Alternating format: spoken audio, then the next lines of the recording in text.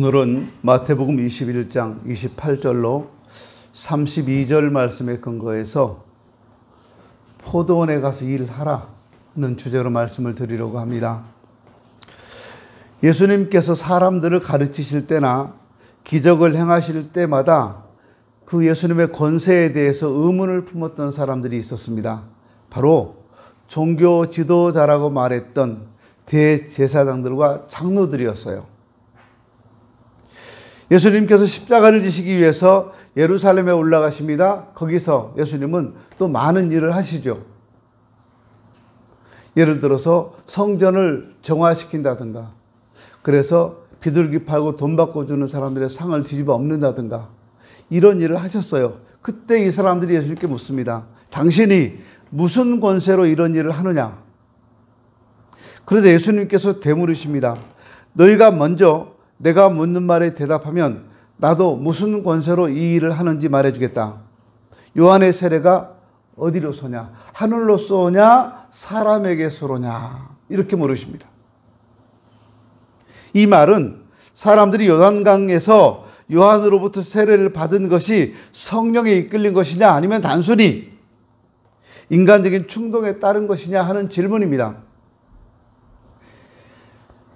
이 질문에 종교 지도자들은 궁지에 몰립니다. 만약에 요한의 세례가 하나님께로부터 온 것이라고 하면 요한의 증언을 사실로 인정해야 되기 때문입니다. 요한이 사람들에게 증언한 내용은 예수가 하나님의 아들 메시아라는 겁니다. 그런데 반대로 요한의 세례가 단순히 인간적인 충동에 의한 것이라고 말한다면 백성들의 분노가 두려웠습니다. 왜냐하면요, 백성들은 요한을 하나님이 보내신 선지자로 확신하고 있었기 때문입니다. 결국 그들은 비겁하게 우리는 알지 못한다고 대답을 해요. 알지 못한다는 얘기는 자신들의 책임을 져버리는 행위입니다. 이들 종교 지도자들의 의무는 선지자의 진위 여부를 분별하는 것이었습니다. 근데 알지 못한다는 말은 참 선지자와 거짓 선지자를 전혀 구별할 수 없다는 말입니다. 선지자가 참인지 거짓인지를 분별할 수 없는 사람들이 지금 종교 지도자로 있다는 말이 되는 거예요. 무책임한 거죠. 비겁한 겁니다. 참된 증인과 증언을 통해 진실과 진리를 알게 되었음에도 불구하고 자신들의 체면과 자신들의 위치를 지키기 위해서 비겁하게도 모른다고 말해요. 신앙인이라면 어떤 경우에도 진실을 말하고 진리 편에 서야 합니다. 오늘 본문에 어떤 사람이 두 아들이 있었습니다. 그런데 아버지가 두 아들에게 말씀하시죠. 맏아들한테 오늘 포도원에 가서 일하라. 그때 맏아들이 네 알겠습니다 대답했어요. 근데 안 갔어요. 둘째 아들한테 예, 오늘 포도원에 가서 일해라. 아들이 싫어요. 거절했습니다. 그런데 곧 뉘우치고 포도원에 갔습니다. 먼저 맏아들의 모습을 살펴볼까요? 아버지 말씀에 네 아버지 가겠습니다 대답해놓고 불순종했습니다. 말만 하고 행하지 않았던 영락 없는 바리새인과 서기관들의 모습입니다. 예수께서 지적한 바리새인과 서기관들의 행세가 바로 이런 거예요. 성경은 잘 아는데 자신은 전혀 성경대로 살지 않고 백성들이 성경을 지키기 힘들 만큼 성경을 세분화해서 무거운 짐이 되게 하고 정작 자신들은 손 하나 까딱하지 않고 살았습니다. 하나님과 사람 앞에 헌신과 봉사를 약속하고 그렇게 살지 않는 사람들이 바로 바리새인과 서기관들이었다 그 말입니다. 여기 맏아들은 오랜 신앙 경륜을 지닌 누구보다도 하나님을 잘 알고 잘 섬긴다는 사람들을 말합니다. 물론 아버지는 하나님을 포도원에 가서 일하라는 말씀은 하나님의 일을 하라는 것을 뜻합니다.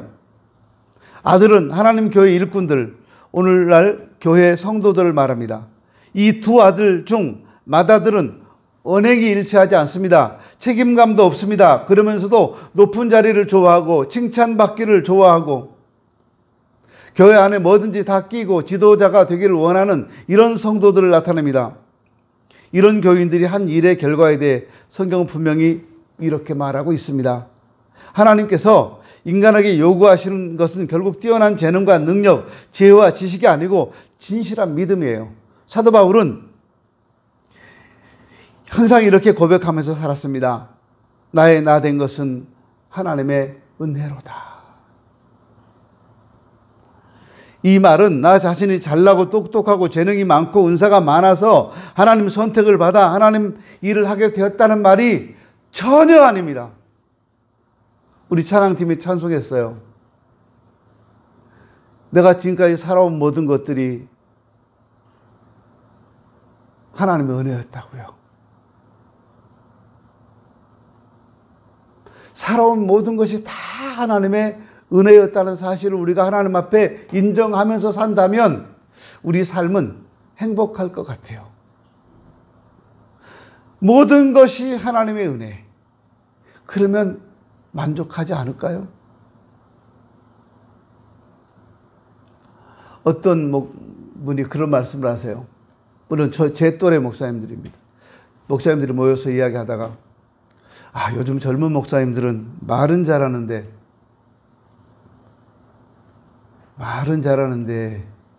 거기까지. 또 다른 분들이 이런저런 이야기를 해요. 연세가 드신 분들은 똑같은 말을 해도 성도들이 은혜를 받는데 젊은 사람들은 성도들이 은혜 받게 하려고 갖가지 기술을 사용한다는 거예요. 그러면서 지금 101세인가 102세인가 되신 어떤 목사님 이야기를 해요. 그 목사님은 주일날 가끔 설교하러 올라오시는데 말씀도 잘 못하신대요. 무슨 말씀을 하셔도 발음이 시원치 않아서 성도들이 잘 알아듣지 못한답니다. 강단에 올라오실 때 다른 분들이 부축해서 여기까지 올라오신대요. 그런데 올라서셔서 성도들을 이리저리 둘러보고 한마디 하신다는 거예요. 하나님 은혜로 사셨습니까? 난 지금 하나님 은혜로 살고 있습니다. 그러면 성도님들이 막 운다는 거예요. 그 원로 목사님이 저 연로하신 모습으로 강대상에 서 계시는, 강단에 서 계시는 모습만 보고도 성도들은 눈물을 흘린다는 거예요. 왜 그럴까요? 불쌍해서 그럴까요? 아닙니다. 그분의 살아온 삶의 모습 속에서 그분은 지금 하나님을 이야기하고 있기 때문에 그래요. 입으로만 하나님을 이야기하는 것이 아니라 몸으로, 삶으로 하나님을 이야기하고 있어서 그래요. 어때요, 여러분? 여러분 하나님 은혜로 사셨습니까? 여러분은 지금 하나님 은혜로 사십니까?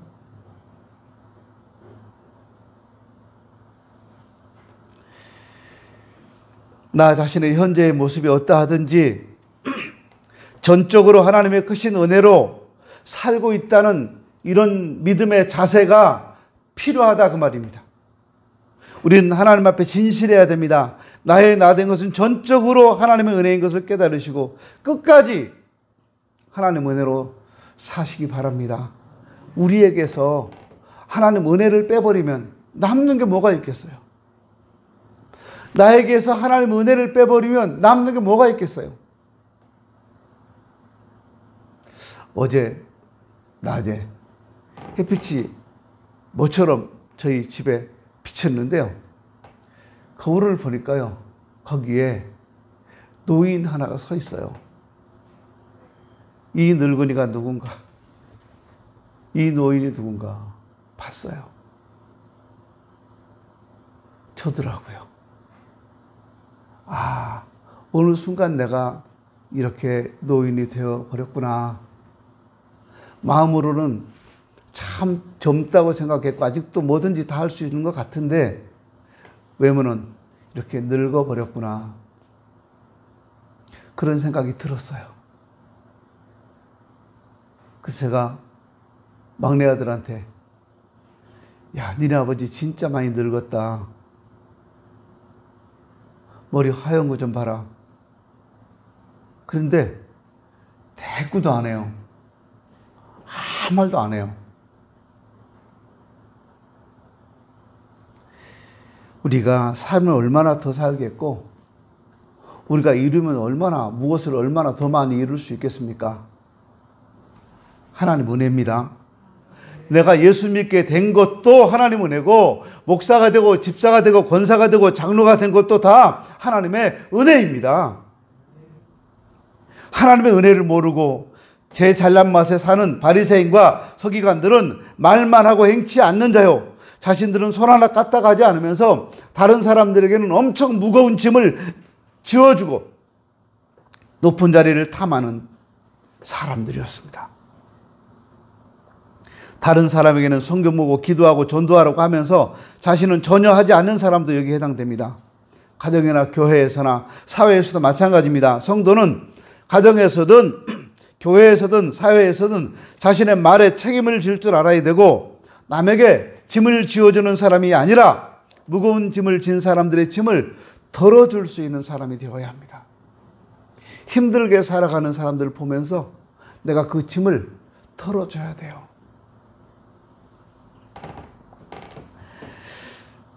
높은 자리 찾는 것보다 낮은 자리를 찾아가서 섬길 줄 알아야 되고 칭찬받기 좋아하기보다 남을 칭찬할 줄 알아야 합니다. 교회에서 직분을 맡은 자, 은사를 받은 자, 신앙이 깊은 사람들은 그에 대한 책임도 질 줄 알아야 된다는 걸 꼭 아십시오. 그런 만큼 섬기는 사람이 되어야 합니다. 두 번째 아들을 봅니다. 이 둘째 아들입니다. 그 역시 아버지로부터 포도원에 가서 일하라는 명령을 받습니다. 근데 그는 싫다고 해요. 그래 놓고 뉘우치고 곧 포도원으로 가서 일합니다. 여기 이 둘째 아들은 당시 멸시와 전대를 받았던 세리와 창기들과 같은 인물들을 말합니다. 이들은 하나님 말씀을 거부했습니다. 그러나 후회하고 하나님 앞에 회개하고 다시 돌아왔다는 말이에요. 나중에 회개했다 할지라도 처음에 행한 불순종이 정당화될 수는 없습니다. 여기 둘째 아들을 놓고 아버지의 뜻대로 행했다고 말하지 않아요. 다만 뒤늦게나마 회개했다는 점에서 맏아들보다 좀 낫다는 평가를 받고 있습니다. 창기와 세리들이 주님 앞에 돌아온 것은 그들이 그 전에는 그 죄로 알지 못했기 때문에 돌아왔을 때 주님께서 기뻐하는 것이지 그들이 죄를 안 이후에도 계속해서 똑같은 죄를 반복해서 계속 죄를 지었다면 그리고 주님께 돌아왔다면 그건 잘못된 겁니다. 오늘 포도원에 가서 일하라는 말씀은 사람이면 누구에게나 하나님으로부터 주어진 일과 그에 대한 책임이 있다는 말씀이기도 합니다. 다시 말해서 사람은 누구나 이 세상에 어떤 모습으로 태어났든 그 모습 그대로 주어진 사명이 있다는 겁니다. 하나님께서는 여러분 각자에게 사명을 주시고 그 사명을 감당할 수 있는 은사와 능력을 또 지혜를 환경을 주셨습니다. 그러므로 먼저 우리는 나 자신이 분명한 하나님의 목적에서 세상에 보냄을 받았고 그에 따른 크고 작은 많고 적은 은사와 재능을 각각 부여받았다는 사실을 인정해야 합니다. 모두가 다 하나님께서 주신 것이기 때문에 그 주어진 직분과 사명과 은사와 재능을 소중히 여겨서 감당해야 할 것입니다. 영국 속담에요. 바닷가에 놓여진 조약돌도 무의미하게 놓여진 것은 하나도 없다라는 말이 있습니다. 바닷가에 조약돌 하나도 놓인 위치에 따라 하나님의 뜻이 있는데 하물며 하나님의 형상을 따라 지으심을 받은 인생들에게 각자에게 주어진 하나님의 뜻과 사명이 없겠느냐는 말이에요. 인간은 모두가 다 하나님께로부터 사명을 받은 사명자들입니다. 사람에 따라 의롭게 쓰임을 받든 불의의 병기로 쓰임을 받든 인류 모두에게는 사명이 있습니다. 성경은 이를 두고 이렇게 설명합니다. 고린도전서 12장 14절 이하에 보면 눈은 눈의 사명이 있고 귀는 귀의 사명이 있고 발은 발의 사명이 있고 손은 손의 사명이 있는데 모두가 다 한 몸에 붙어있는 지체들이라는 겁니다. 이 지체들 중에는 약한 부분도 있고 천하게 보이는 부분도 있겠으나 모두가 없어져는 안 될 귀한 존재들이라는 거예요. 여러분, 내 몸에서 귀한 부분이 있고 천한 부분이 있을까요? 좀 귀하게 여기는 부분들이 여기죠, 여기. 근데 이 보이는 쪽에 있는 것은 다 귀하기도 하지만 위험하기도 해요. 근데 보통 뒤쪽, 등이죠. 뒤쪽에 있는 것들, 이건 별로 귀하지도 않은 것 같아요. 안 보이니까 아래쪽, 발가락, 발바닥, 뭐 이런 거예요. 또 몸속에 들어있는 것들은 안 보이잖아요. 안 귀한가요? 근데 그런 내 몸에 그런 지체들, 눈에 보이든 보이지 않든 속에 있든 밖에 있든 상관없이 어느 한 부분만 없어도 장애인이에요.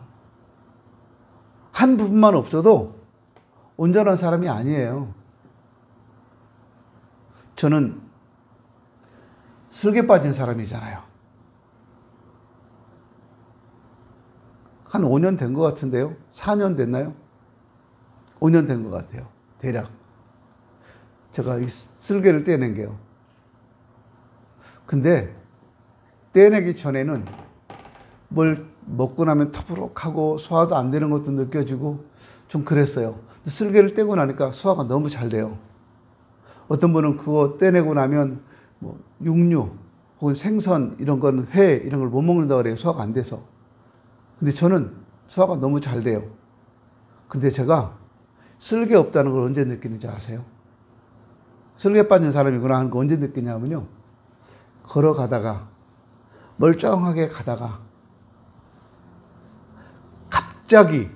갑자기 배가 막 아플 때 있어요. 그 1분, 2분 내로 화장실을 가야 돼요. 못 견뎌요, 그건요. 음식을 먹었어요. 내 몸에 안 맞는 음식이 들어오면 5분도 안 걸릴 거예요. 식당에 가서 밥을 먹었는데 이 식당이 재료를 좋지 않은 걸 쓴다. 금방 알아요. 근데 그 식당 다시는 안 가요, 저는. 재료를 좋지 않은 좋지 않은 재료를 가지고 만든 음식은 먹고 나면요.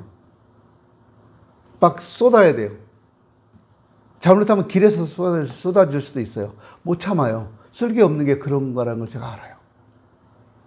아, 이거 겉으로는 드러나지 않는데 나 스스로 견디지를 못하는 거예요. 장애인 맞잖아요. 장애가 있는 거예요, 장애가.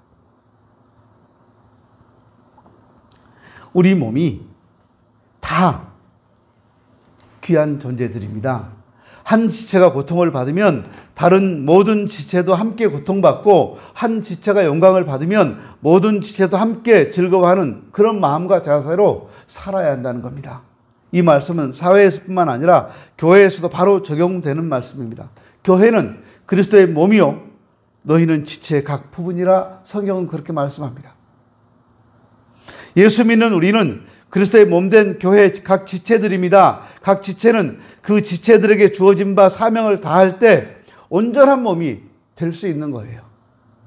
지체는 그것이 크든 적든 사람이 보기에 사소하든 하나님 앞에 모두가 다 요긴하고 존귀한 사람들이에요.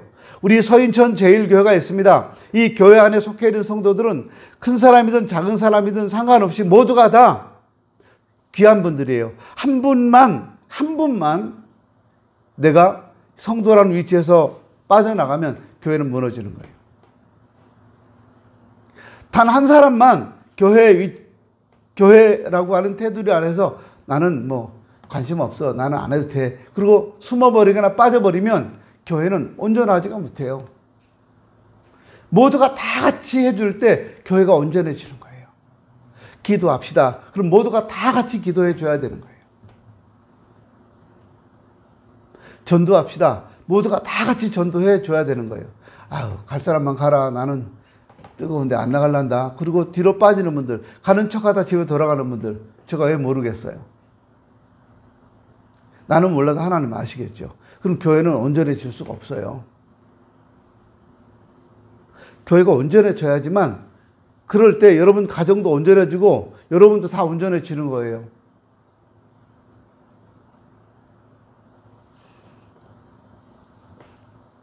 교회 직분들은요, 그것이 어떤 것이든지 다 존귀하고 소중한 직분들입니다. 왜냐하면 하나님 주신 사명이기 때문에 그렇습니다. 우리 모두에게는 각자에게 주어진 사명이 다 다릅니다. 손은 손에 할 일을 해야 되고, 발은 발이 할 일을 하면 됩니다. 눈은 눈이 할 일을 해야 되고, 입은 입이 할 일을 하면 되는 거예요. 그럴 때 몸은 조화롭게 성장해가고 움직여지는 겁니다. 오늘 우리에게 주어진 사명은 포도원에 가서 일하라는 겁니다. 지금 하나님의 일을 하라는 거예요. 나중이 아니라 지금 일하라는 거예요. 여러분, 우리에게요, 나중은 없어요. 나중은 없어요. 지금만 있어요. 지금. 우리가 하고 있는 일이 천한 일이든 귀한 일이든 작은 일이든 큰 일이든 다 하나님께로부터 주어진 일이라 생각하고 하나님의 영광을 위해서 일하라는 겁니다.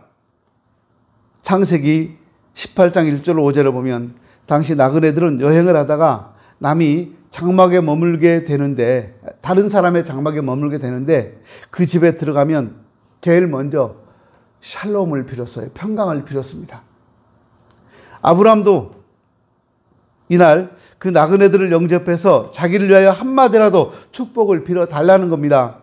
그들이 자기보다 신앙이 있든 없든지를 막론하고 당신들이 나를 위해, 우리 가정을 위해 축복해 달라는 거예요. 평안을 빌어 달라는 거예요. 그때 그 사람들이 뭐라고 그래요? 그들이 가로되 네 말대로 그리하겠다, 이렇게 말해요.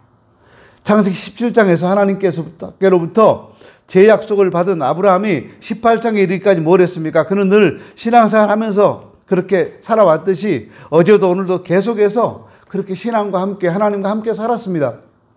18장에서도 천사인 줄 알고 영접한 것이 아니라 늘 평상시에 그렇게 한 것, 그 사람의 행동, 이것이 18장에도 하나님의 천사들을 부지 중에 자기 집에 모셔드리게 된 거예요. 그분이 바로 하나님이었잖아요. 우리들이 할 일은 하면서 또 하나님께 응답받아야 될 일이 있다면 필요에 따라 구하라는 겁니다. 하나님의 응답이 없다고 해서 하던 일도 멈춘다고 하는 것은 매우 어리석은 행동입니다. 우리 할 일은 꾸준히 해야 됩니다. 하나님의 축복이나 응답과 관련시키지 말고 내가 할 일은 열심히 하면 돼요. 그럼 나중에 하나님이 다 알아서 채워주실 겁니다. 아브라함은 자기에게 유익이 있든 없든, 나이가 먹든 안 먹든, 체면이 세워지든 세워지지 않든 하나님의 일이라면 최선을 다했습니다. 이것이 축복과 약속을 받게 했던 행동이었습니다. 자기 일을 하다가도 하나님의 일을, 하나님 명령이 임하면 하던 일을 멈추고 하나님의 일을 할 수 있어야 합니다. 이것이 믿음입니다. 그러기에 마태복음 우리 8장 21절 22절에 보면 제자 중에 하나가 가로되 주여 나로 먼저 가서 내 부친을 장사하게 허락하옵소서. 예수께서 가라사대 죽은 자들로 저희 죽은 자를 장사하게 하고 너는 나를 쫓으라, 이렇게 말씀합니다. 이런 사명이 있을 때와 없을 때의 차이점을 볼 수 있습니다. 우리는 어떠한 처지에 있든지 본인 각자가 내가 어떤 환경인지 처지인지를 더 잘 알 겁니다. 나보다 더 잘 아는 사람이 없잖아요. 이럴 때 하나님께서 포도원에 가서 일하라 하신다면 여러분 어떻게 하실 겁니까? 내가 급한 일이 있는데, 첫째 아들처럼 네 대답을 해놓고 가지 않겠습니까? 아니면 둘째 아들처럼 싫어요, 그럼 나중에 하시겠습니까?